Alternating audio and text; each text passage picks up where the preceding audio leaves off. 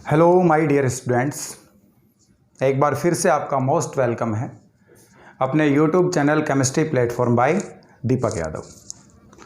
Students, आज की इस क्लास में हम केमिस्ट्री की कोई बात नहीं करने वाले। आज मैं जिसके बारे में बात करने वाला हूँ उसको सुनकर तुम्हें लगेगा कि ये काल्पनिक, ये सच नहीं है, जबकि ये सच है, ये वास्तविक। आज मैं बात कर रहा हूं एक ऐसे सन्यासी की जिसने अपने प्रेम, अपनी श्रद्धा और अथक परिश्रम, अथाह लगन से विश्व में एक नया कीर्तिमान स्थापित किया, जिसने भारतीय सभ्यता को विश्व के कोने कोने में पहुंचाया। जी हां, मैं बात कर रहा हूं एक ऐसे सन्यासी की जिसका नाम है अभय चरणारविंद भक्ति वेदांत स्वामी प्रभुपाद। बहुत से लोगों ने यूथ में इस नाम को पहली बार सुना होगा, क्योंकि काफ़ी टाइम पहले ये शख्सियत इस संसार को छोड़ करके चली गई थी। इनको इस्कॉन मंदिर के संस्थापक के रूप में जाना जाता है। इस्कॉन मंदिर के बारे में बहुत से लोगों ने सुना होगा। इस्कॉन मंदिर ऐसी संस्था है जहां पर भगवान श्री कृष्ण की भक्ति एक अनूठे अंदाज में की जाती। संकीर्तन भक्ति भगवान श्री कृष्ण को इस्कॉन मंदिर के जितने भी सन्यासी हैं एक भक्ति भाव से पूजते हैं, जिसमें संकीर्तन भक्ति करते हैं और हरे श्री कृष्ण मंत्र का जाप करते हैं। प्यारे विद्यार्थियों, बहुत से विद्यार्थियों को ये लगेगा कि हम आज इसके बारे में क्यों बात कर रहे हैं, लेकिन तुम ध्यान देना कि इनका जो अखंड कर्म है वो बहुत ज्यादा प्रेरणादायक है। अखंड कर्म, तो इनके बारे में हम चर्चा करते हैं आज। स्वामी जी का जीवन कृष्ण भक्ति को लेकर के, भगवत गीता के ज्ञान के प्रचार प्रसार को लेकर के समर्पित रहा है। स्वामी जी, इनका बचपन में नाम अभयचरण था। अब यह भी एक संयोग है कि अभयचरण का अर्थ निडर होता है या कृष्ण भगवान के चरणों में शरण लेना होता है, और वास्तविक रूप में जीवन भर ये भगवान श्री कृष्ण को समर्पित रहे। गुरु आज्ञा पालन करना, इस धारणा को मन मस्तिष्क में इन्होंने बचपन में ही बिठा लिया था। आपको जानकर बड़ा आश्चर्य होगा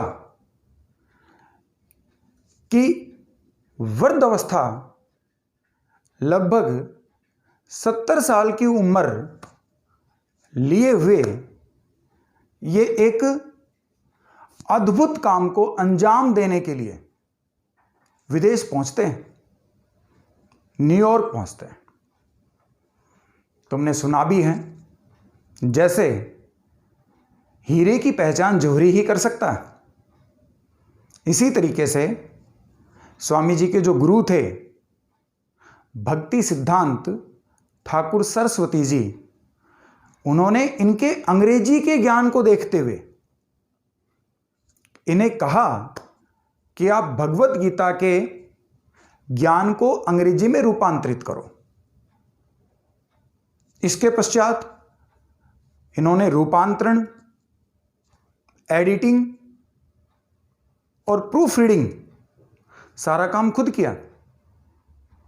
यहां तक कि गुरु आज्ञा के पालन के प्रति इनकी निष्ठा इस बात से दिखती है कि जब ये मृत्यु शैया पर थे तब भी ये भगवत गीता के ज्ञान को रूपांतरित ही कर रहे थे।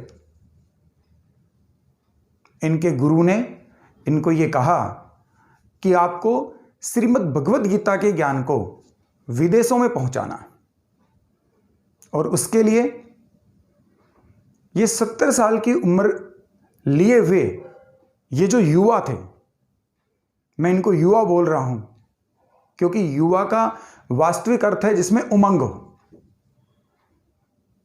70 ईयर ओल्ड यंग मैन मालवाहक जहाज के साथ, ऐसा जहाज जिसमें माल जाता है, उसमें बैठ करके 32 दिन की यात्रा करके न्यूयॉर्क पहुंचते हैं। रास्ते में इनको 2 बार हार्ट अटैक होता है, लेकिन उसकी भी परवाह नहीं की, और जेब में केवल इनके $7 थे। बिना किसी धन की सहायता के, बिना किसी व्यक्ति की सहायता के, एक अनजान देश में 70 साल का इंसान अपने गुरु की आज्ञा का पालन करने के लिए निकल पड़ा। जब स्वामी जी पहुंचे न्यूयॉर्क, तो वहां वियतनाम और न्यूयॉर्क के बीच में युद्ध चल रहा था, और उस युद्ध से कुछ इस प्रकार के लोग वहां पर एक समाज में वितरित हो गए जिनको हिप्पी बोलते थे, जो नंगे रहते थे, सड़क किनारे पड़े रहते थे और नशा करते थे। स्वामी जी ने सबसे पहले इन्हीं के ऊपर काम करना शुरू किया। वो इनके लिए खाना बनाते, उनको कथा सुनाते, उनके लिए कीर्तन करते, और वो हिप्पी स्वामी जी को गालियां देते थे।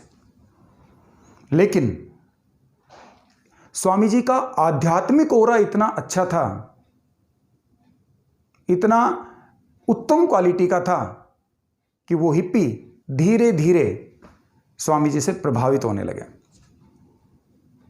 धीरे धीरे उनको भगवान श्री कृष्ण की भक्ति में आनंद आने लगा, और इस तरीके से स्वामी जी ने 10,000 अनुयायी वहां पर तैयार किए और एक संस्था की स्थापना की जिसको हम इस्कॉन मंदिर के नाम से जानते हैं।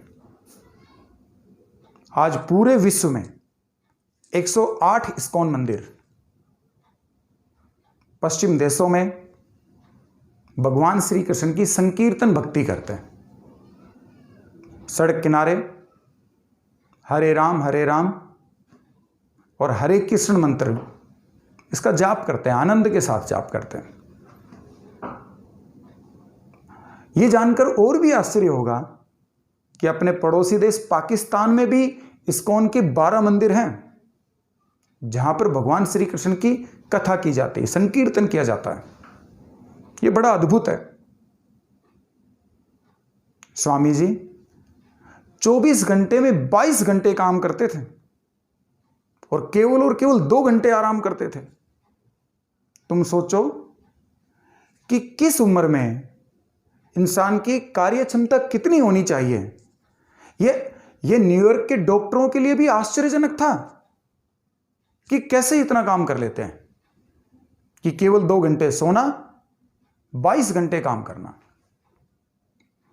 और केवल भक्ति तक सीमित नहीं, स्वामी जी ने गांधी जी का असहयोग आंदोलन में सहयोग भी किया, पूरा साथ दिया। ये जो शख्सियत है ये अद्भुत है। इनसे प्रेरणा लेकर अगर हम भी अखंड कर्म की ओर बढ़ें तो जीवन में कुछ भी हो सकता है। इस्कॉन मंदिर की अगर मैं विशेषताओं की बात करूं, क्योंकि उनके प्रेरणा स्रोत तो स्वामी जी रहे, तो जगन्नाथ जी की रथ यात्रा ले लो, या फिर 14 लाख बच्चों को नियमित रूप से भोजन करवाना, यह अद्भुत है। आज के समाज में वर्तमान में मिड डे मील उसी का एक रूप है। मिड डे मील भी इस्कॉन मंदिर से प्रेरणा लेकर के ही बनाया गया है। स्वामी जी ने अपने प्रेरणा स्रोत के रूप में एक वक्तव्य क्या है, ये जो कथन उनका, इसको सुनकर तुम भी सोचने को मजबूर हो जाओगे। और मैं चाहता हूं तुम सोचो, इसको सोचो इसके बारे में कि तुम्हें क्या लगता है कि वो क्या कहना चाह रहे थे इसके बारे में। एक वक्तव्य में उन्होंने ये कहा है, ध्यान से सुनना। उन्होंने कहा है, मैं अकेला हूं, मैं कुछ नहीं कर सकता। मैं अकेला हूं, मैं कुछ नहीं कर सकता। लेकिन इसका मतलब यह भी नहीं है कि मैं कुछ भी नहीं कर सकता। अगर मैं कुछ कर सकता हूं, अगर मैं कुछ कर सकता हूं तो मैं जरूर करूंगा, और मैं कुछ करके मैं कुछ भी कर दूंगा। अद्भुत वाक्य, मुझे तो अद्भुत लगते हैं कि मैं अकेला हूं, मैं कुछ भी नहीं कर सकता। लेकिन इसका मतलब यह नहीं है कि मैं कुछ भी नहीं कर सकता, कि अगर मैं कुछ कर सकता हूं तो मैं करूंगा, और मैं कुछ करके कुछ भी कर दूंगा। प्यारे विद्यार्थियों, मैं ये चाहता हूं कि तुम थोड़ा समय निकाल करके इसके ऊपर चिंतन करो कि इसका क्या अर्थ निकलता है, इससे हम क्या प्रेरणा लें,